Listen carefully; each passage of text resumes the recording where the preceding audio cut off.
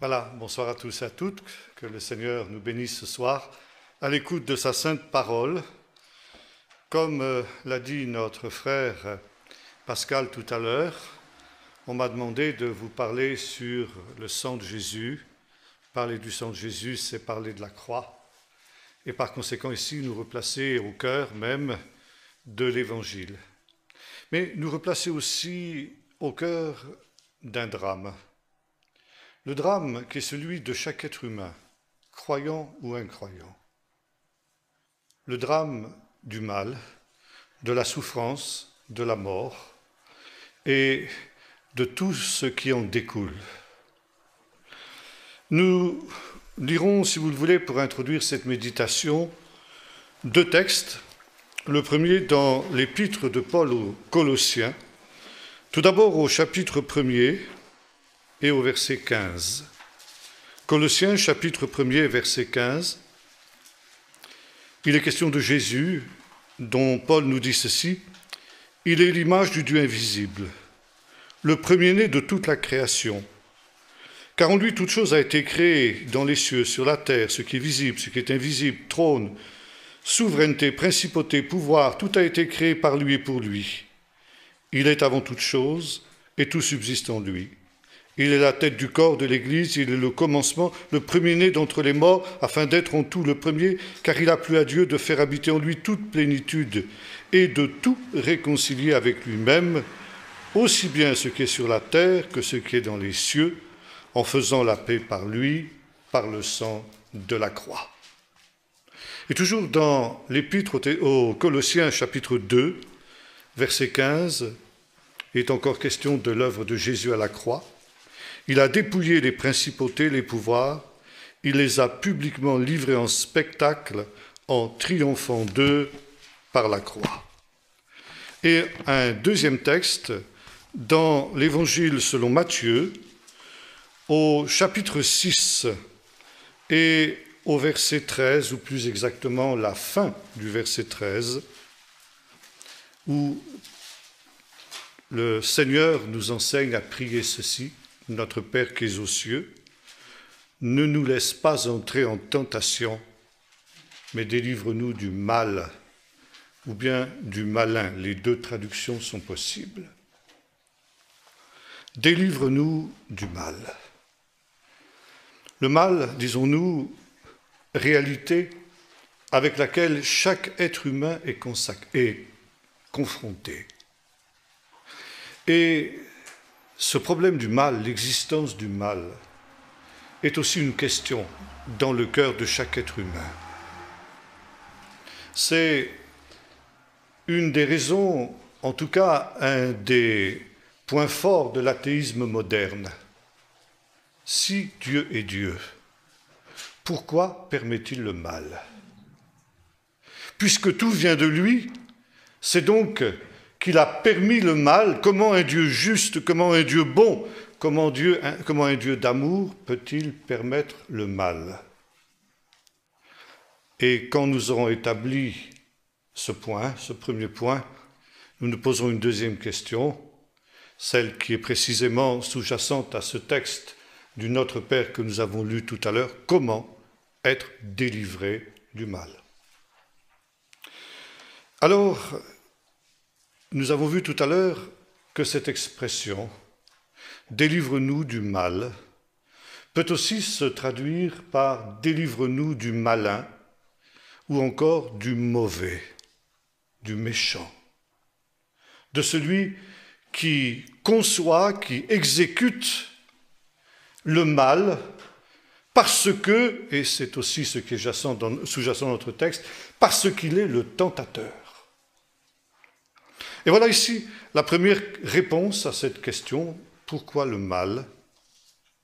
Parce qu'il y a un tentateur, parce qu'il y a un méchant qui conçoit, qui crée et qui provoque le mal et tout ce qui en découle. Alors, la question qui se pose est celle-ci, mais d'où vient ce mauvais, d'où vient ce méchant? Qui est-il? La Bible nous répond, dans de nombreux textes, je n'ai pas le temps de les prendre tous ce soir parce que ça nous entraînerait trop loin, mais il est question d'une création qui a précédé celle de l'homme. L'homme n'est pas la première des créatures. Et la Bible nous dit qu'avant la création du monde matériel, de la lune, des étoiles, des galaxies, de l'univers tout entier, puis de la terre et enfin de l'homme, il y avait une création dans les lieux célestes, une création spirituelle, d'êtres que la Bible appelle des anges. Et au sommet de cette hiérarchie angélique, il y avait un ange particulièrement élevé en dignité. Non seulement en dignité, mais également, nous dit la Bible, en beauté. Beauté, évidemment, morale, spirituelle, que l'on peut assimiler à une véritable perfection. Cette créature, que la Bible appelle Lucifer, le porteur de lumière, était donc le sommet de cette création angélique, sa perfection même. Et voilà s'il y a eu un drame dans le monde créé par Dieu, et nous en parlerons dans un instant. Ce drame a été précédé d'un autre drame dans les lieux célestes. Cette créature parfaite, cette créature qui était le sommet de la création de Dieu, Lucifer, vous est-il dit, s'est corrompue par sa propre beauté. Et il a cherché à se substituer à Dieu, à se révolter contre Dieu. Et cette révolte, en soi, est justement l'origine de tout mal et de toute souffrance. La révolte contre Dieu entraîne toujours le mal. Et par la révolte, non seulement de ce prince angélique, mais également d'une multitude d'anges, nous est-il dit, qu'il a entraîné avec lui dans sa révolte, le mal est entré dans la création tout entière. Le mal fait partie justement de cette révolte et de cette réalité que l'on trouve déjà avant la création du monde. Alors on posera la question, mais pourquoi Dieu a-t-il permis justement cette révolte, aussi bien des anges que de l'homme? Parce que ces deux révoltes sont similaires et parallèles. Eh bien, la réponse est celle-ci, parce que Dieu n'a pas créé des robots. Dieu aurait pu effectivement créer des êtres programmés, comme des ordinateurs, qui auraient exécuté docilement ses ordres, sa volonté, parce qu'ils étaient programmés pour ça. Ça veut dire que ces êtres qui auraient été créés de cette manière n'auraient pas été des êtres libres. Et Dieu est un être libre par essence. Et aussi bien les anges que les hommes sont créés à l'image de Dieu, c'est-à-dire sont créés avec la liberté. La liberté de choisir entre la soumission à Dieu ou la révolte contre Dieu.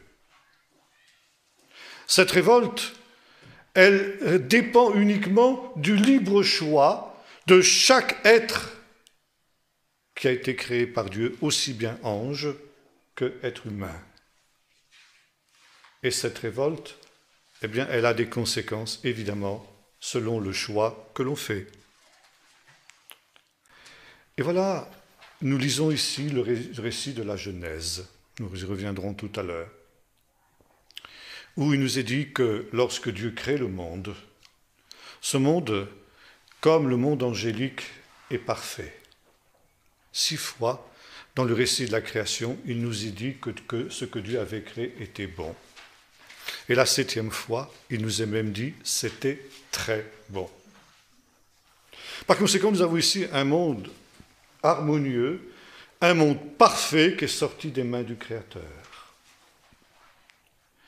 Et le drame qui s'était produit avant les siècles, avant la création du monde, ce drame qui avait eu lieu dans ce que le prophète Ézéchiel appelle un Éden céleste. Un jardin d'Éden dans le ciel, dont le jardin d'Éden, qui avait été créé sur la terre et dont nous parle justement le deuxième chapitre de la Genèse, n'est que le reflet. C'est à la fois quelque chose qui appartient au ciel aussi bien qu'à la terre. Et dans ce jardin d'Éden terrestre, le drame qui s'est produit dans l'Éden céleste se reproduit.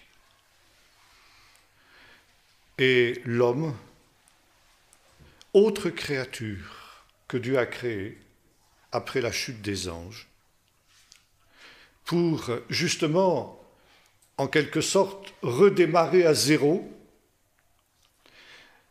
une créature moins glorieuse, plus limitée, moins, comment dirais-je, capable de justement d'avoir une vision globale des choses, et pourtant une créature qui est appelée aussi à une destinée beaucoup plus glorieuse. Cette créature humaine va suivre l'exemple de la chute des anges. Et à son tour, elle va se révolter contre Dieu. Et cette révolte sera le résultat justement d'un tentateur. Nous avons lu tout à l'heure ce texte. Ne nous laisse pas tomber dans la tentation. Qui dit tentation dit qu'il y a un tentateur. Et la Bible nous montre justement le tentateur entrant dans ce jardin d'Éden terrestre et séduisant la femme puis l'homme pour qu'ils se révoltent contre Dieu. Il fallait un tentateur. Et la Bible nous montre, à la fin du livre de la Genèse, de cette création harmonieuse dont nous parlions tout à l'heure, un texte où il nous est dit que le 7e jour, Dieu se repose de ses œuvres. Traduire par se reposer n'est pas tout à fait exact. Shabbat signifie littéralement en hébreu cessation. Il serait plus juste de dire Dieu cesse de créer. Ça ne veut pas dire que Dieu est fatigué, qu'il a besoin de se reposer après le travail harassant qu'il a fait pendant 6 jours de la semaine. Ça veut tout simplement dire que Dieu décide de s'arrêter de créer. Il se retire dans son repos, dans une inaction, pour laisser le champ libre à la liberté de l'homme. Et Dieu confie à l'homme une mission. Il dit « Soyez féconds, multipliez, remplissez la terre et assujettissez-la. » Et cette expression montre que c'est le premier commandement que Dieu a été donné à l'homme. Souvent, quand on demande « Mais quel est le premier commandement que Dieu a donné ?» Tu ne mangeras pas de l'arbre de la connaissance. Non, ça c'est le deuxième. Le premier commandement était un commandement positif. Croissez, multipliez, remplissez la terre et assujettissez-la. Ça veut dire, Dieu laisse champ libre à l'homme. Toute cette création merveilleuse, elle est à ta disposition. Maintenant, à toi de la gérer librement, dans ta liberté. Bien sûr, tu en rendras des comptes à ton Créateur. Et la Bible nous montre Dieu qui fait venir les animaux vers l'homme pour qu'il leur donne un nom. Ça aussi, c'est une image. Ça veut dire, donner un nom, c'est prendre possession d'eux, prendre pouvoir sur. Et lorsque l'homme nomme les animaux, il fait ce que lui a dit, dominer sur les oiseaux du ciel, sur les poissons de la mer et sur les bêtes de la terre. L'homme remplit sa mission, assujettissez la terre. Et Dieu entérine le choix de l'homme. Les animaux seront appelés par Dieu selon le nom que l'homme leur a donné. Ça veut dire Dieu reconnaît ici la liberté de l'homme. Et c'est alors que vient justement un animal très particulier, le serpent. simple animal parmi les autres animaux. Mais l'animal, nous est-il dit, le plus rusé, qui va servir justement de, comment dirais-je, d'instrument par lequel justement Lucifer, cet ange déchu dont nous avons parlé il y a un instant, va tenter l'homme et finalement va l'entraîner au péché, à la révolte, comme lui-même a été entraîné par la révolte. Il y a une autre remarque que nous pouvons faire. Lorsque nous regardons le monde tel qu'il est créé, nous constatons que le monde est constitué comme un champ de bataille. Un champ de bataille, et que l'homme aussi est un être de combat. Job aussi nous dit cela. Le sort de l'homme sur la terre est un soldat. Ce n'est pas pour rien qu'ici vous vous appelez l'armée du salut. Vous êtes entré à fond justement dans cette vision. Et c'est vrai. Parce que déjà, l'univers était un monde dans lequel régnait le péché, l'opposition, la guerre. Il y avait une guerre. Et Dieu a voulu créer une armée de soldats en créant l'humanité. Il a voulu créer une armée de soldats qui prennent son parti contre Satan et contre ses légions. Et la Bible nous dit que précisément Satan a été précipité sur cette terre. La terre est devenue le champ de bataille entre justement les forces sataniques et puis finalement l'action du Seigneur, la puissance de Dieu. Et l'homme avait cette vocation d'être le champion de Dieu contre l'adversaire et contre Satan. Et le trait de génie de l'adversaire, de Satan, a été justement de faire de cet homme qui devait être son adversaire, il a réussi à en faire son allié contre Dieu et à le recruter, le faire passer dans l'autre camp pour que justement il lutte à ses côtés contre Dieu sur cette terre. Et aujourd'hui, justement, nous nous trouvons dans cette situation d'un monde brisé, comme on dit les sages d'Israël. Et c'est pourquoi ce monde est un monde qui est divisé en deux camps, le camp des ténèbres et le camp de la lumière. Et toute l'histoire de la Bible est l'histoire de cette guerre. Cette guerre, on la trouve aussi évoquée à la fin du chapitre 3, après la chute, lorsque Dieu va dire au serpent, « Je mettrai une inimitié entre toi et la femme, entre ta descendance et sa descendance. » Et comme j'ai eu l'occasion de le dire déjà, il y a en hébreu un pronom singulier masculin, « il t'écrasera la tête et tu lui blesseras le talon ». Les sages d'Israël se sont posé la question, pourquoi ce « il » alors que la descendance de la femme, c'est une multitude, c'est toute l'humanité. Parce qu'on dit ça, il y a un individu parmi la descendance de la femme qui écrasera la tête du serpent, le Messie. Et ce Messie, on l'appelle dans la tradition juive Ben Peretz, ça veut dire le fils de la brèche. Parce que le péché a introduit une brèche dans le monde, et le but du Messie, c'est de réparer cette brèche, de réparer cette brisure du monde. Et c'est la raison pour laquelle on appelle cette réalité dans la tradition juive tikkun olam, la réparation de la brisure du monde. Ça, c'est le rôle du Messie. Il va donc y avoir combat entre le Messie et le serpent pendant toute la durée de l'histoire terrestre. Alors voici ici un tentateur. Un tentateur, il fallait un tentateur. Dieu a permis justement que le tentateur entre dans le jardin d'Éden, parce que sans un tentateur, l'homme n'aurait pas pu connaître la tentation et n'aurait pas pu être placé devant un choix. Parce que nous avons vu, l'être humain est ainsi fait, il est inférieur aux anges, et par conséquent, de lui-même, il n'aurait pas eu cette idée de se révolter contre Dieu. Il a fallu qu'il y ait un tentateur qui l'y incite. Et voilà justement l'origine du mal. Et c'est pourquoi notre texte ici assimile cette tentation avec le mal. Ne nous permets pas de succomber dans la tentation, mais délivre-nous du malin ou du tentateur. Très bien. Maintenant, quand nous avons dit cela, c'est reculer pour mieux sauter. L'homme a été tenté par le diable, par Satan, par Lucifer déchu.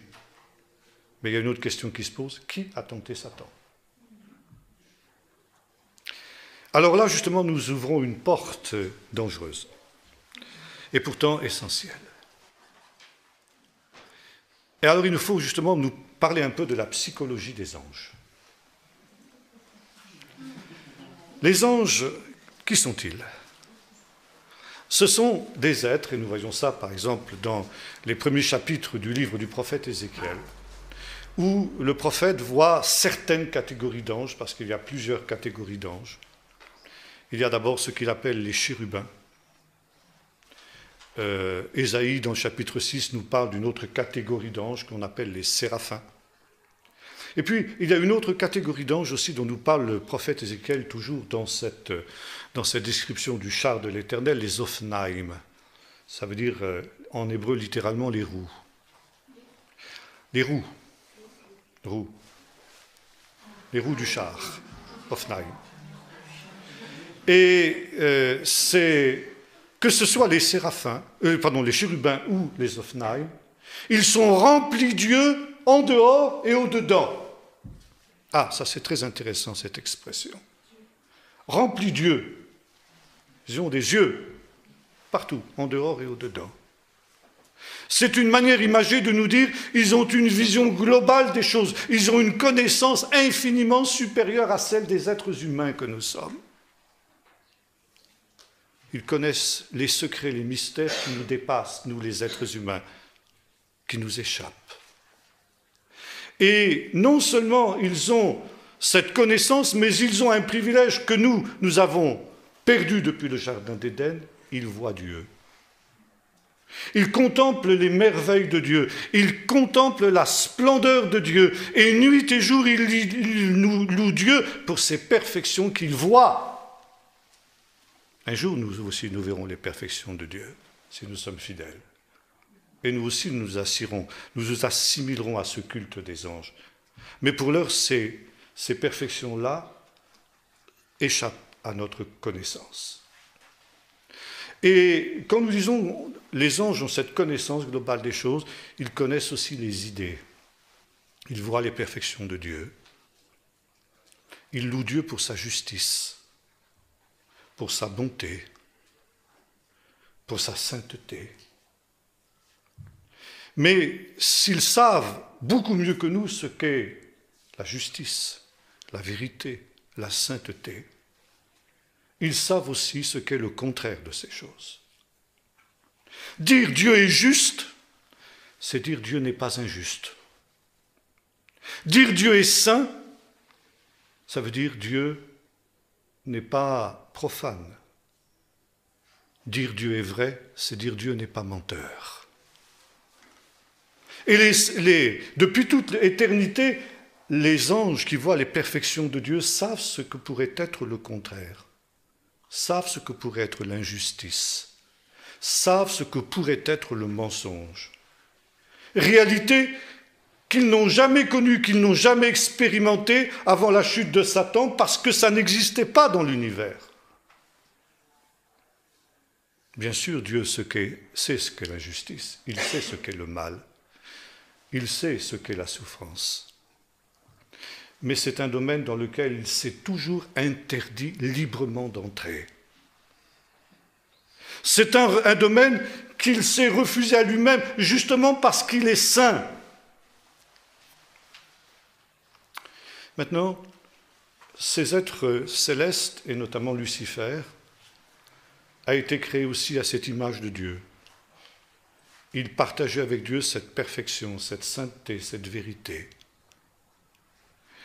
Et voyez-vous, parce qu'il y a en même temps cette liberté, eh bien, Satan, Lucifer plus exactement, était une tentation pour lui-même, à cause de sa propre perfection. Il était tellement parfait, tellement semblable à Dieu, qu'il a dit « Pourquoi je ne serai pas Dieu ?» Puisque justement, je suis tellement semblable au Seigneur. Et c'est ce que nous lisons dans le livre du prophète Ézéchiel. Des pensées sont montées dans ton cœur et tu as dit « Je serai semblable au Très-Haut ». Lucifer savait très bien que pour atteindre ce but, il ne pouvait pas espérer détrôner Dieu, renverser Dieu de son trône. Quand Dieu a créé l'univers, évidemment, il l'a créé de telle manière que jamais il ne puisse le supplanter. Mais finalement, ce désir d'être comme Dieu était tellement fort chez lui, à cause de cette beauté, de cette perfection qui était la sienne, que Lucifer n'avait qu'un seul moyen pour atteindre son but. Pénétrer dans le domaine du mal, où jamais aucun autre être, pas même Dieu, n'était entré avant lui. Ça veut dire franchir une frontière que Dieu s'interdisait à lui-même de franchir, le domaine du mal, la frontière du mal, et entrer comme dans un pays totalement inexploré. Quand les explorateurs au XIXe siècle découvraient une région vierge, il est entré dans ce domaine, devenant d'une certaine manière un Dieu, le Dieu du mal. Ce Dieu qui pouvait ainsi échapper à l'autorité de Dieu, du véritable Dieu, et être son propre maître. Forcément, ça impliquait, qu'il soit exactement le contraire de ce qu'était Dieu. Dieu est saint, lui, il est le contraire. Dieu est juste, Satan était injuste, etc., etc. Et dans cette situation-là, on peut se poser une autre question. Est-ce que Dieu a été pris au dépourvu par cette réalité? Est-ce que Dieu n'avait pas prévu cette chute des anges et cette chute de l'homme dès le commencement? Oui. Il y a une légende dans la tradition juive qui illustre cette réalité. Il nous est dit que lorsque Dieu a voulu créer le monde, il a vu en un instant tout le mal qu'il y aurait sur la terre. Dans sa prescience, il a vu Adam qui se révoltait contre lui. Il a vu Caïn qui tuait Abel. Il a vu la méchanceté des hommes du déluge. Il a vu ceux de la tour de Babel, etc. Et quand il a vu cette souffrance, ce mal, il a dit, mais à quoi bon créer ce monde si c'est pour en arriver là? Alors il a dit, je ne vais pas créer le monde. Et il nous est dit, il y avait des ténèbres à la surface de l'abîme. Genèse chapitre 1, verset 2. Et du sein de ces ténèbres, selon cette légende, il a vu paraître 4 figures lumineuses. D'abord celle des patriarches, Abraham, Isaac et Jacob. Et derrière eux, la figure du Messie. Et quand il a vu la lumière du Messie qui sortait de ces ténèbres, il a dit qu'il y ait de la lumière. Et il y a eu de la lumière et le monde a été créé. Cette légende redit un peu ce que Paul nous a dit tout à l'heure dans cette épître aux Colossiens que nous avons lu. C'est en lui Jésus le Messie, pour lui et par lui, à cause de lui, que toutes choses ont été créées, celles qui sont dans le ciel et celles qui sont sur la terre. Et précisément, cette légende nous dit, Dieu s'est posé la question, est-ce que cela valait le coup de construire, de créer un univers dans lequel il y aurait tant de mal et il y aurait autant de souffrance? Et la réponse est oui, à cause de Jésus, à cause du Messie. À cause de Jésus, il valait la peine de créer le monde. Ce Messie qui était au commencement avant toute chose. Et l'Apocalypse ira jusqu'à nous dire, il a été immolé, l'agneau de Dieu, avant la création du monde. Ça veut dire, dans le plan éternel de Dieu, le sacrifice de Jésus, la croix, était au centre de son plan. La croix n'était pas un plan de rattrapage que Dieu a dû improviser parce que justement les choses ont échappé à son contrôle quand Lucifer s'est révolté contre lui, mais ça faisait partie de son plan éternel. Et voilà donc, nous avons vu ce plan du Seigneur, créer l'homme à son image, comme un soldat, pour reconquérir sur Satan le terrain perdu. Et puis, là aussi, échec. L'homme passe du côté de son adversaire. Il devient l'allié de son pire ennemi et il se dresse contre son meilleur ami Dieu. Alors, Dieu va faire une création nouvelle, nous dit l'apôtre Paul. Il envoie un second Adam. Le premier Adam, nous dira l'apôtre Paul dans la 1 Corinthiens, chapitre 15, était terrestre et, par conséquent, il a chuté, il a succombé. Et Dieu ne crée pas, parce que Jésus n'est pas un être créé, mais il envoie son Fils dans une chair semblable aux hommes. Et c'est là justement que nous arrivons à la question du sang. Le sang, c'est ce qui caractérise, selon la Bible, l'être humain. En hébreu, on dit ceci pour distinguer, par exemple, un homme d'un ange ou bien de, je sais pas moi, d'un être imaginaire, d'un dieu, des idoles, etc. C'est un être, on dira, Bassar Vedam, on dit en hébreu, de chair et de sang. Ça veut dire, il est véritablement humain. Ça, c'est un homme. Par exemple, un homme qui a une faiblesse, qui pêche, on dit oui, c'est quelqu'un qui est de chair et de sang. Ça veut dire, il est humain, avec tout ce que la nature humaine implique. Et lorsque Jésus vient dans le monde, bien qu'il soit Dieu, bien qu'il soit en forme de Dieu, nous est-il dit, il apparaît comme un simple homme, avec de la chair et du sang. Et avant la croix, il va donner à manger à ses disciples du pain et du vin, sa chair et son sang, dit-il. Ça veut dire son humanité. Au travers de sa chair et de son sang, Jésus participe à notre humanité. Et en ce faisant, il est le deuxième Adam, le point de départ d'une recréation de Dieu. Et il est à nouveau le champion de Dieu contre Satan. Il a eu un premier champion, le premier Adam qui a échoué. Et Dieu envoie un deuxième champion, son Fils, Jésus le Messie, qui va devoir affronter Satan. Selon ce qui est écrit dans le texte de la Genèse que nous avons cité tout à l'heure, le fils de la femme écrasera la tête du serpent, mais le serpent lui blessera le talon. C'est la guerre. Et dès que Jésus entre dans le monde, c'est la guerre. Le serpent essaye de le tuer en la personne d'Hérode, alors qu'il est encore enfant. Puis, lorsque Jésus a 30 ans, qu'il est baptisé dans le Jourdain, Jésus est mené par l'Esprit dans le désert, et là, le désert, c'est le domaine de Satan dans la Bible, n'est-ce pas? Et là, il est tenté. Jésus a été tenté, parce qu'il était homme. Et l'Épître aux Hébreux nous rappelle cela aussi. Délivre-nous du tentateur. Jésus savait ce qu'était le tentateur. Et ça, c'est quelque chose de très important, parce que on pourrait dire, les adversaires de l'Évangile pourraient nous dire, tout ça c'est bien joli. Dieu est là-bas dans son ciel, et puis il bouge les pions. Contre Lucifer, on crée Adam.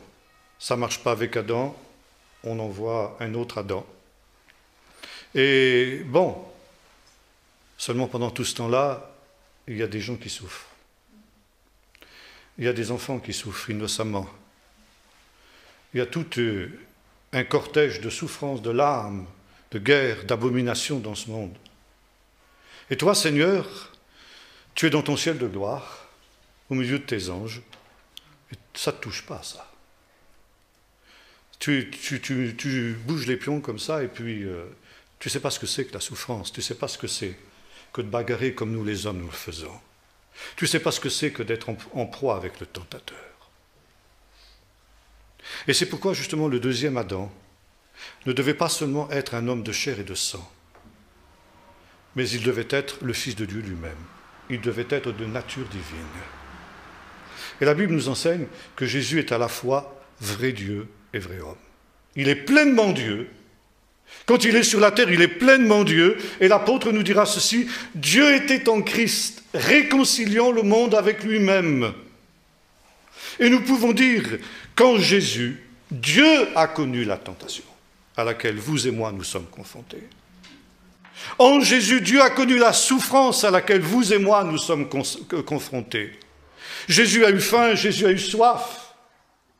Nous lisons ça dans l'histoire de la Samaritaine, Jésus avait soif. Il a connu toutes les misères de ce monde déchu. Et ce n'était pas seulement dans sa nature humaine que Jésus, en quelque sorte, souffrait, mais c'était aussi dans sa nature divine. Parce que Dieu était en lui, comme nous dira l'apôtre Paul, en lui, c'était Dieu aussi qui souffrait. Dieu a pris aussi sa part de la souffrance des hommes. Dieu n'est pas resté indifférent à la souffrance des hommes. Et cette souffrance des hommes, c'est quelque chose que Dieu a aussi expérimenté en Jésus. Jésus a été tenté, nous dira l'apôtre dans l'Épître aux Hébreux, comme nous le sommes nous. Avec une différence, il n'a jamais péché. Et s'il avait péché, le drame de l'Éden se serait représenté. Alors, certains théologiens vont nous dire, mais c'était sans risque. Puisque Jésus était Dieu, il ne pouvait pas pécher. Par conséquent, c'était sans risque. Je n'en suis pas si sûr. Il est vrai, et c'est Jacques qui nous dit cela, que Dieu ne tente personne et qu'il n'est lui-même tenté par personne. Et quand la Bible, dans l'Épître aux Hébreux, nous dit que Jésus a été tenté, ce n'est évidemment pas dans sa nature divine qu'il a été tenté, c'est dans sa nature humaine. Parce qu'il était à la fois, nous l'avons dit, vrai Dieu et vrai homme. Et le fait d'être un homme de chair et de sang, eh bien, ça implique justement que cet être-là, il est sensible à la tentation. Jésus aurait-il pu succomber à la tentation? Alors là, c'est une question terrible. Terrible. Là, on est vraiment sur une terre sainte. Jésus aurait-il pu succomber à la tentation? Oui. Parce que Jésus était homme. Sinon, les dés auraient été pipés. Et Satan le savait tellement bien que, notamment lors de la dernière tentation de Jésus dans le jardin de Gethsémanée, c'est très intéressant, l'histoire de l'homme commence dans un jardin, le jardin d'Éden, où le premier Adam est confronté avec le tentateur. Et l'histoire de l'humanité s'achève dans un jardin, le jardin de Gethsémanée, où le deuxième Adam, lui aussi, va revivre les trois tentations que Adam a connues dans le jardin d'Éden. Ces trois tentations, elles sont évoquées par l'apôtre Jean dans sa première épître. Il nous dit la convoitise des yeux, la convoitise de la chair et l'orgueil. Voilà les trois registres sur lesquels joue le tentateur pour chaque être humain. C'est toujours sur ces trois registres-là. Quand vous êtes tenté d'une manière ou d'une autre, c'est soit la tentative des yeux, soit celle de la chair, soit l'orgueil. L'orgueil étant la pire, puisque c'est ce qu'a fait tomber Lucifer dans le péché, nous l'avons vu tout à l'heure. Adam a connu ces trois tentations dans le jardin d'Éden. Ève vit que le fruit était beau, convoitise des yeux. Qu'il était bon pour ouvrir l'intelligence, convoitise de la chair. Et le serpent lui dit, vous serez comme Dieu, connaissant le bien et le mal, orgueil. Trois tentations. Nous retrouvons ces trois tentations aussi avec Jésus dans le désert, j'en parlais tout à l'heure au début de son ministère. Le diable lui montre tous les royaumes de la terre, convoitise des yeux. Il lui dit, ordonne que ces pierres deviennent du pain, convoitise de la chair. Et enfin, jette-toi du haut du temple pour montrer que tu es le Fils de Dieu, orgueil. Jésus connaît toutes ces tentations. Et dans le jardin de Gethsémani, Jésus est tenté 3 fois. 3 fois, il est obligé d'aller dans la prière jusqu'à l'extrême limite de ses forces spirituelles et physiques. Au point, nous dit l'évangéliste Luc, que même son sang, justement, sa sueur était devenue comme des grumeaux de sang qui tombaient par terre. Et Jésus savait, il avait dit à ses disciples, priez avec moi, car c'est ici l'heure de la puissance des ténèbres. C'était le moment crucial de toute l'humanité. Si Satan réussissait à faire en sorte que Jésus refuse le plan du Père qu'était la croix, seul moyen justement pour racheter l'humanité de cette corruption dont nous avons parlé tout à l'heure, parce qu'il fallait que le Messie soit blessé au talon. Très intéressant de noter qu'on a retrouvé il y a quelques années à Jérusalem pour la première fois le squelette d'un crucifié dans un ossuaire.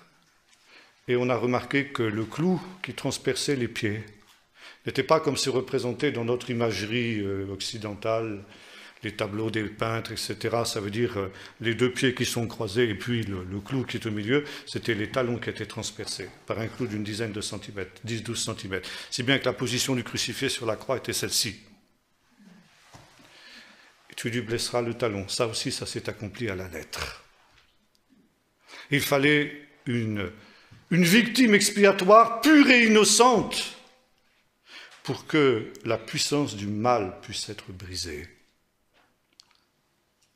Il y a dans la tradition juive une autre, on appelle un midrash, qui dit que lorsque Dieu a créé le monde, je reviens à ce midrash dont je parlais tout à l'heure, Dieu a demandé au Messie qui était dans le jardin d'Éden céleste, il lui dit, Messie, mon serviteur, est-ce que tu es prêt à aller sur la terre pour racheter cette humanité soumise au péché? Et le Messie dit oui. Parce que le Messie pleurait justement sur le sort de cette humanité. Et Dieu lui a dit, mais il faudra que tu saches que tu seras blessé pour leurs péchés, brisé pour leurs iniquités, que on te crachera au visage, tous les textes d'Ésaïe qu'on trouve dans ce qu'on appelle les chants du serviteur. Est-ce que tu es prêt à cela? Et le Messie répond oui. Et la prière qui en découle, qui est une prière qu'on lit à Kippour, où le Messie porte le nom de Yinon, eh bien, reprend cette idée. Yinon a été blessé pour nos péchés, il a été brisé pour nos iniquités. Il n'y a plus de propitiation pour nous, si ce n'est justement au travers de Yinon, notre Messie. Et donc ici, Jésus était dans ce jardin. Et nous revenons à notre question. Jésus, s'il avait refusé la croix, que se serait-il passé? Si Jésus avait refusé cette coupe que le Père lui offrait, que se serait-il passé? On frémit, on n'ose pas y penser. Satan arrivé à son but, celui qu'il avait s'était fixé depuis les origines. Là, il détrônait Dieu. Car c'était en quelque sorte Dieu divisé contre lui-même. Dieu contre Dieu. L'autodestruction de Dieu. On n'ose pas y penser. Satan devenait véritablement le prince de l'univers tout entier. Et ici, nous comprenons l'immensité du sacrifice de Jésus, donc du sang de la croix. Dieu a tout risqué sur son Fils, sa gloire, son honneur, sa sainteté, faut-il dire son existence même. Il a tout risqué dans ce moment. Et ce n'est que lorsque Jésus sur la croix, je citais ce texte à un frère tout à l'heure avant la réunion, il a eu cette parole en grec, ça se dit telestetai. On traduit par tout est accompli. Ça veut dire littéralement le but a été atteint. Il n'y a plus rien à ajouter, tout est fait. Le but de la rédemption de l'humanité, de l'univers tout entier est atteint. Satan a perdu sa dernière chance. Et cette chance-là, elle ne se reproduira plus jamais pour lui. C'est fini. Et comme nous dit l'apôtre Paul, sa tête, la tête du serpent est véritablement écrasée. Il a dépouillé les dominations, les autorités. et plus jamais Satan ne pourra intervenir et essayer d'aboutir à ses fins. La victoire est totale. Et il ne reste plus qu'un seul biais pour Satan. C'est la politique de Samson. Vous vous souvenez, lorsque Samson avait été réduit à l'impuissance par les Philistins, aveuglé, chargé de chaînes, eh bien, il s'était trouvé dans ce temple où des milliers de Philistins étaient assemblés, et soudain il sentait sa force qui lui revenait parce que ses cheveux commençaient à repousser. Il s'est appuyé sur les colonnes du temple. Évidemment, c'était pour lui la mort, mais il a entraîné ses ennemis avec lui dans sa mort. Satan sait que son sort est scellé définitivement. Il sait qu'il est déjà potentiellement vaincu, et son seul but, c'est d'entraîner avec lui dans sa destruction le maximum d'hommes et de femmes. Et c'est pourquoi il continue à être ce tentateur et ce séducteur des êtres humains. Maintenant, je reviens à ce texte dont je parlais tout à l'heure, ce texte que Jésus a prononcé quand il était sur la croix. C'est accompli, c'est fini, le but est atteint.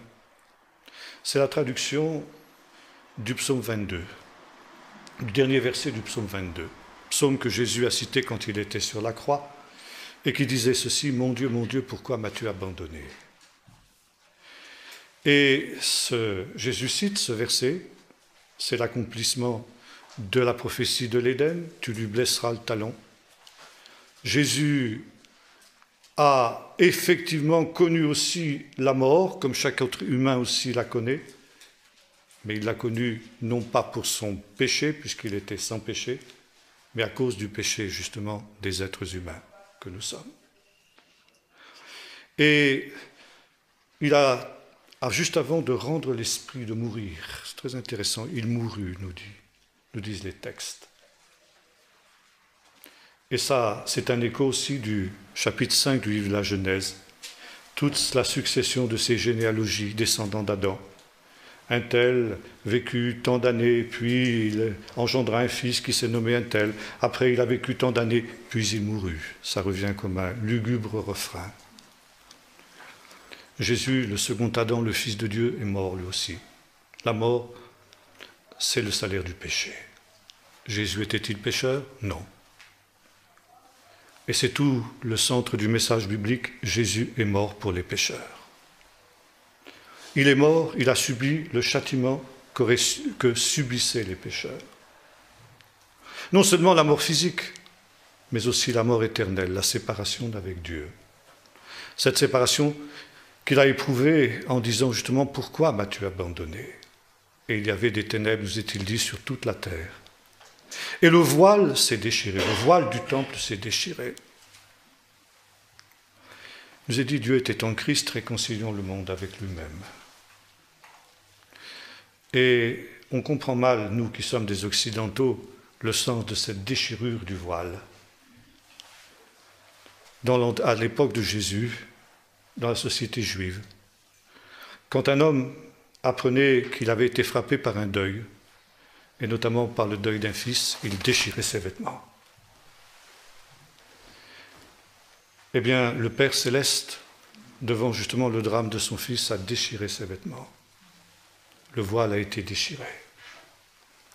C'était justement ce symbole que non seulement Jésus, en tant qu'homme, connaissait cela, mais le Père aussi.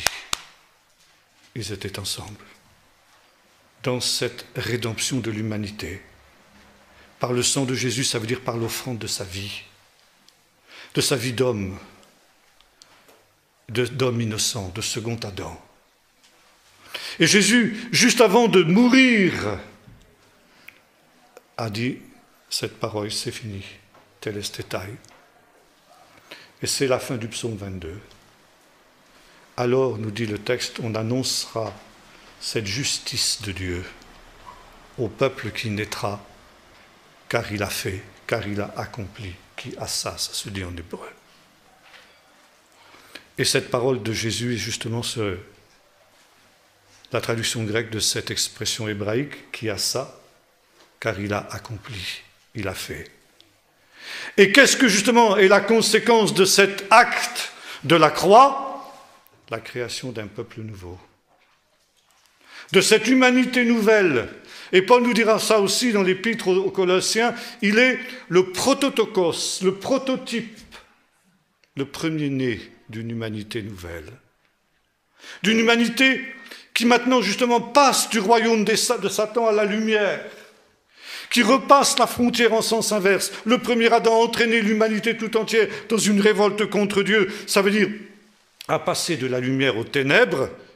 Et le second Adam, justement par sa mort, eh bien, crée un peuple nouveau qui va sortir de ces ténèbres, qui va sortir de ce royaume de Satan marqué par le péché, la révolte contre Dieu, pour volontairement, librement, venir se soumettre à la volonté du Seigneur, comme le Fils unique s'est soumis à la volonté du Seigneur à la croix.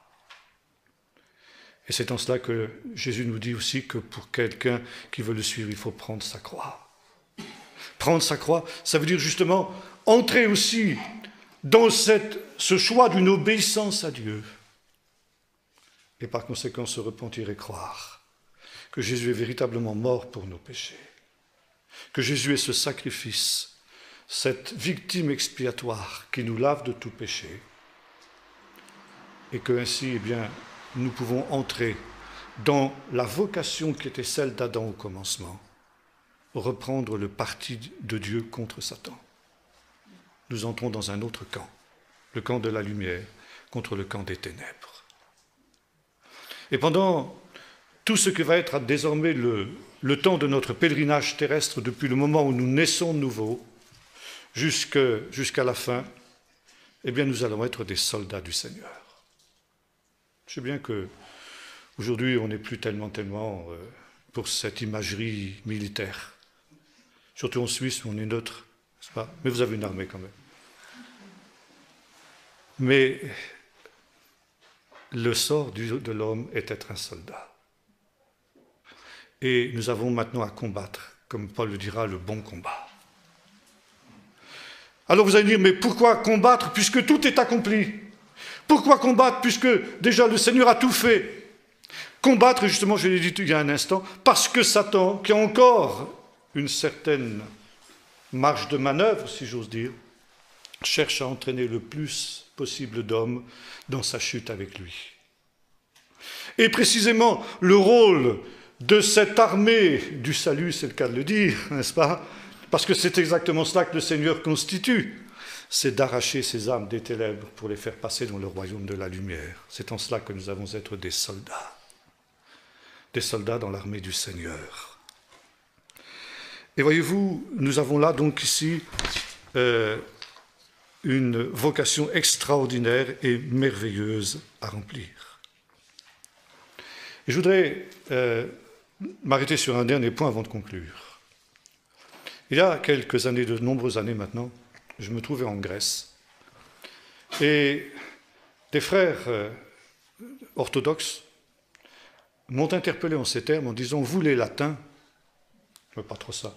Je ne veux pas trop qu'on me traite de latin, vous savez. Vous, les latins, vous parlez trop de la croix et pas assez de la résurrection. Ah, je me suis dit, mais c'est vrai, ils ont raison.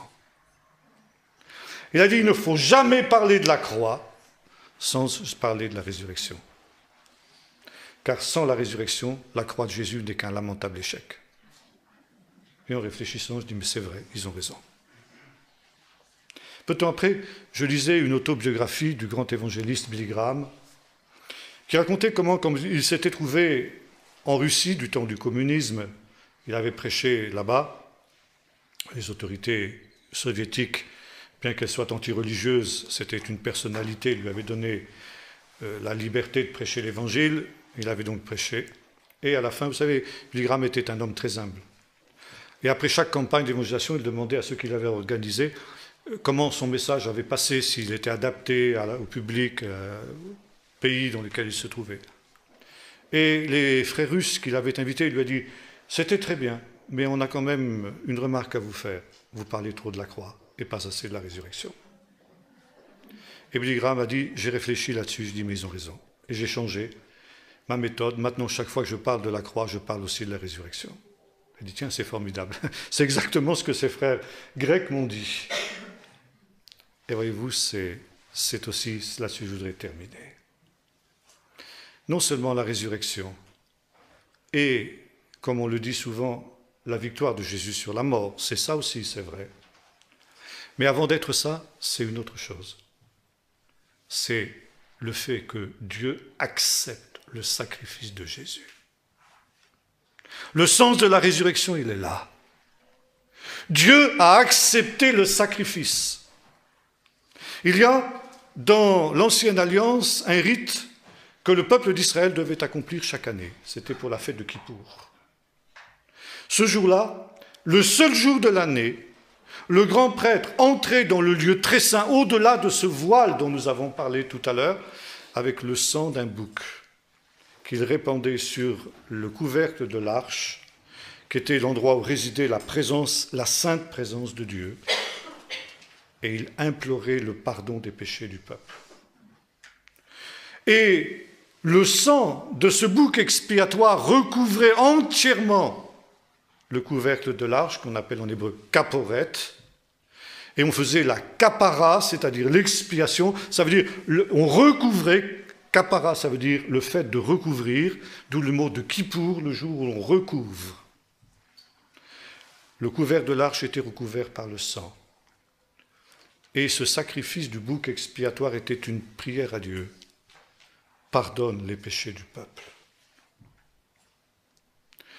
Et lorsque le grand prêtre entrait dans le lieu très saint le jour du Kippour, il risquait sa vie. Parce qu'un homme pécheur n'entre pas impunément dans la présence de Dieu, devant la sainteté de Dieu. Et le jour du Kippour était un jour d'angoisse terrible, nous disent les sources de l'époque, pour le peuple d'Israël. On jeûnait d'ailleurs toute la journée, on priait pour le grand prêtre. Et quand le grand prêtre disparaissait au-delà du voile, tout le peuple était dans l'angoisse. On n'entendait plus rien, on ne voyait plus rien.